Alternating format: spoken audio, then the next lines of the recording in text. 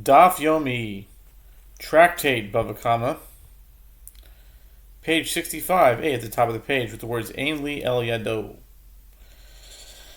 I have derived only a case where the stolen item is found in his hand, yado. From where do I derive that the same halacha applies if it is found on his roof, or in his yard, or in his enclosure, karfefo?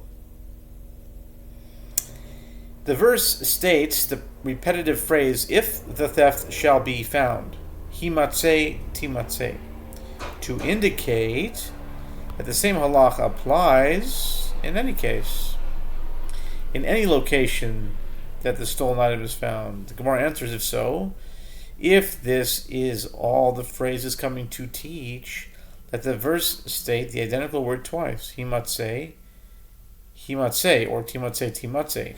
From the fact that the verse varied its wording, one may conclude two halachot from it. That one is liable to pay double payment, regardless of where the stolen item was found, and that a thief pays double payment even if he did not take an oath. The Gemara returns to the matter itself. Rav says, when a thief makes his payments, the principal is paid according to the value as of the time when he stole it, whereas the double payment and the fourfold or fivefold payment are calculated according to the value at the time of standing trial.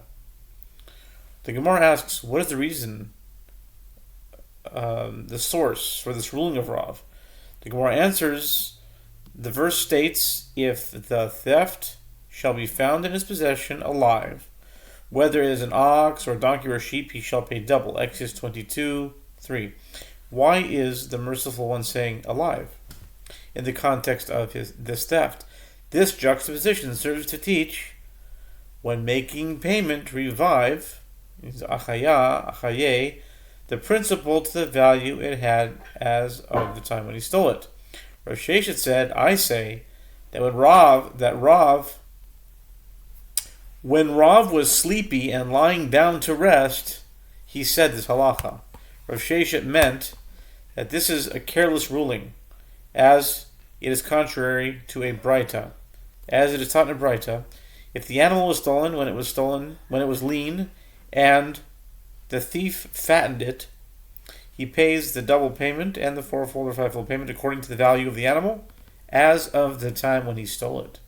This shows that the double payment and the fourfold or fivefold payment are applied in accordance with the value of the item at the time of the theft, not its value at the time of the trial, as claimed by Rav. The sages say in response, this braita is not a refutation of Rav's opinion, because the thief could say to the owner of the animal, I fatten the animal myself, and will you take for yourself the added value from its fattening? In this particular case, Rav would agree that all payments are in accordance with the value of the item at the time of the theft. The Gemara asks further, come in here, another braita that apparently contradicts Rav's ruling. If the animal was stolen when it was fat, and the thief caused it to become lean, he pays the double payment and the fourfold or fivefold payment according to the value of the animal as of the time when he stole it. The double and fourfold or fivefold payments are not paid in accordance with the value at the time of the trial, as claimed by Rav. The Gemara answers, there too, there is a reason for this exception, because we say of the thief, what is it to me if he killed the animal entirely? And what is it to me if he killed it partially? By causing the animal to become lean, the thief is considered to have started to put it to death. Consequently, when he ultimately kills the animal, he pays the fourfold or fivefold payment according to its value when he first began to weaken it. That is, at the time of the theft. When Rav says his ruling, he is saying it only with regard to cases of appreciation value and depreciation value, not to changes in the animal's physical state. It's kind of the same, but whatever, okay? What are the circumstances of the case referred to by Rav? If we say that initially the stolen item was worth 1 dinar, and in the end it was worth 4 dinars, and Rav teaches that the thief pays the principal according to the value of the animal at the time when he stole it, which is 1 dinar, Shall we say that Rava disagrees with this ruling of Rava? As Rava says, with regard to this one who robbed another of a barrel of wine, if it was initially worth 1 dinar and ultimately it was worth 4 dinars, and after its appreciation the robber broke the barrel or drank the wine, he pays 4 dinars. If the barrel broke by itself, he pays 1 dinar. Rava holds that even the principal is paid according to the time when he broke the barrel. The sages say in response that Rav agrees with Rava with regard to the above case.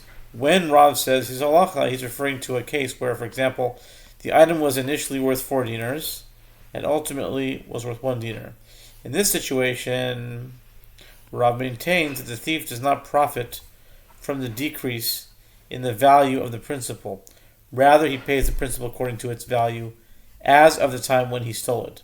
And the double payment and the 4-fold or 5-fold payment are paid according to the value at the time of standing trial.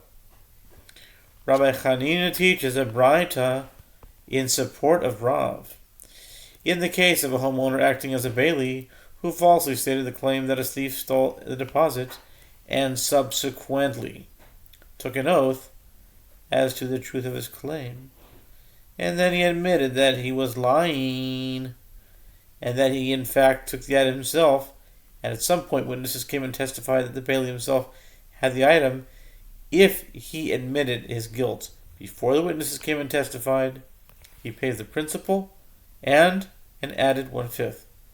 And he must also bring a guilt offering. But if he admitted his guilt after witnesses came and testified, he pays the double payment and brings a guilt offering, and his additional 1/5 is covered by his double payment that he pays. This is a statement of Rabbi Yaakov.